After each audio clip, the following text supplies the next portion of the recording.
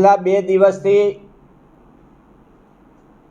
દેશની અંદર ફાર્મસી કોલેજને માન્યતા આપવા માટે અને ફાર્મસી એજ્યુકેશનનું નિયમન કરતી ફાર્મસી કાઉન્સિલ ઓફ ઇન્ડિયા ઉપર સીબીઆઈના દરોડા અને એના ચેરમેનના વિવિધ સ્થાનો, નિવાસ સ્થાન હોય કે એની ઓફિસનું સ્થાન હોય, ત્યાં દરોડાની જે વિગત સામે આવી,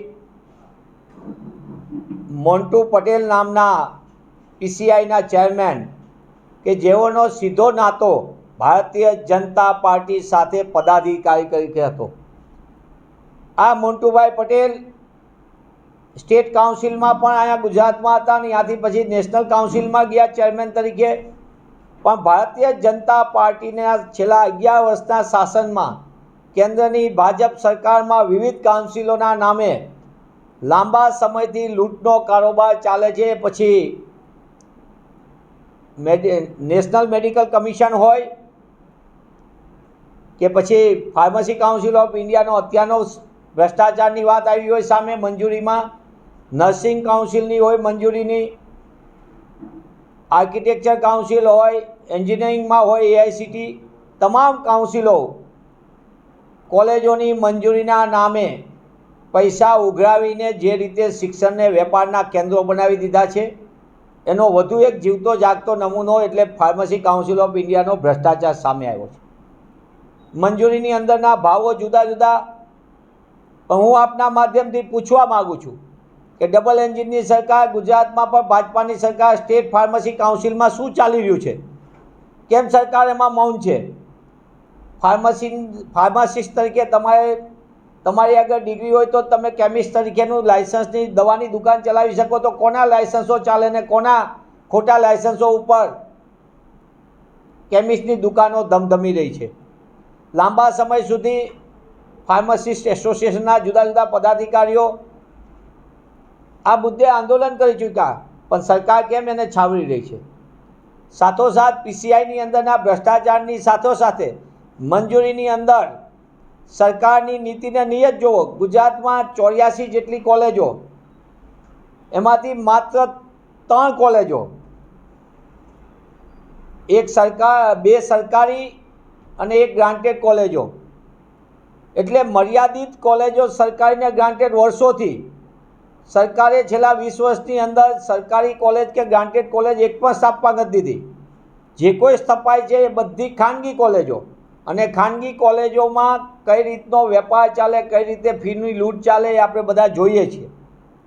કોલેજોના સંચાલકોને ફીના નામે મસ્ત મોટા પેકેજો આવતા હોય તો એમાંથી અમુક ટકા એ આવા કાઉન્સિલના ઇન્સ્પેક્શનના નામે આપવામાં આવે. સરકારની સીધી દેખરેખ નીચે દિલ્હીમાં બેઠેલા આકાઓના નીચે આખો ભ્રષ્ટાચારની ગોઠવણ થઈ છે, એવો મારો સ્પષ્ટ આરોપ છે.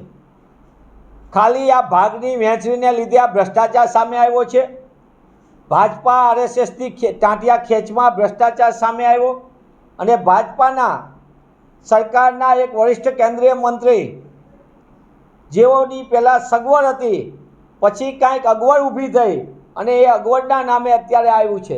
ત્યારે કોંગ્રેસ પક્ષ તરીકે અમે માંગ કરીએ છીએ કે ફાર્મસી કાઉન્સિલ ઓફ ઇન્ડિયાના સીબીઆઈની તપાસમાં એમાં અત્યારે જે બેફામપણે લૂંટનો કારોબાર ચાલ્યો હતો, આવી કેટલી કોલેજો હતી, એ કોલેજોને માન્યતાની અંદર શું શું ખેલ થયો હતો, કઈ રીતે લાયસન્સ આપવામાં આવે છે લૂંટના. અને આ માત્ર ફાર્મસીમાં નહીં, નર્સિંગ છે, ડેન્ટલ છે, જ્યાં જ્યાં કાઉન્સિલ આવે અહીંયા ભ્રષ્ટાચાર.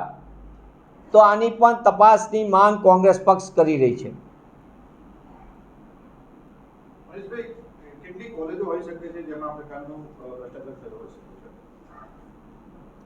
ગુજરાતની અંદર હોય કે દેશની અંદર અનેક શૈક્ષણિક સંસ્થાઓ સારા હેતુથી પોતાની સંસ્થા ચલાવતા હોય.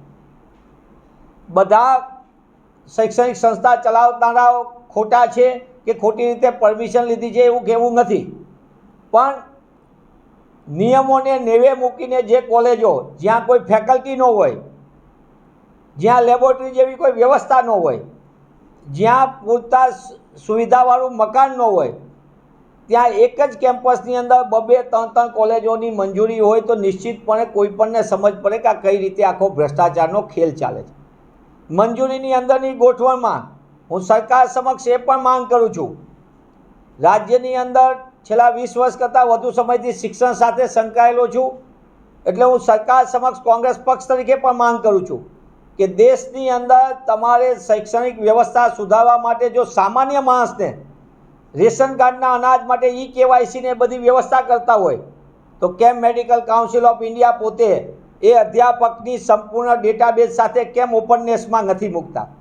કેમ ફાર્મસી કાઉન્સિલમાં કઈ કોલેજમાં કયા અધ્યાપક કામ કરે છે એનો સંપૂર્ણપણે વેરિફિકેશન સાથેનું કેમ ડિટેલ મૂકવામાં નથી આવતી? એન્જિનિયરિંગ કાઉન્સિલ AICT કેમ એમાં મૂકતી નથી? જે તે સંલગ્ન યુનિવર્સિટીઓ પોતાની વિગતો કેમ નથી મૂકતી? અને સરકાર આ પ્રકારે વિગતો છુપાવનાર કોલેજો પર કેમ પગલાં નથી લેતી? આ બધી વિગતોની અને બધી બાબતોની સરકારે પણ જવાબ આપવો પડશે, રાજ્ય સરકાર હોય કે કેન્દ્ર સરકાર. કાઉન્સિલો તો મંજૂરીના નામે મોટા પાયે ભ્રષ્ટાચાર કરે છે એવો મારો સ્પષ્ટ આરોપ છે, અને એનું ભૂતકાળમાં અનેક વખત એના પુરાવાઓ અનેક શૈક્ષણિક સંસ્થાના મંજૂરી વખતે સામે આવ્યા છે. અને ફરી એક વખત ફાર્મસી કાઉન્સિલ ઓફ ઇન્ડિયા PCIના ચેરમેનના વિવિધ સ્તર ઉપર CBIના દરોડા પડ્યા છે, ત્યારે મંત્રીશ્રી કેન્દ્રીય કેબિનેટમાં બેઠેલા એક મંત્રીશ્રીના કયા હિતનો ટકરાવ થયો? ગુજરાતમાં કેટલી સ્ટેટ કાઉન્સિલની અંદર રજિસ્ટ્રેશનમાં ગોલમાલ ચાલી છે? કયા રાજ્યની ખોટી માર્કશીટો ખોટા સર્ટિફિકેટ ઉપર ડાયરેક્ટ રજિસ્ટ્રેશન થાય છે? એની પણ તપાસ થવી જોઈએ.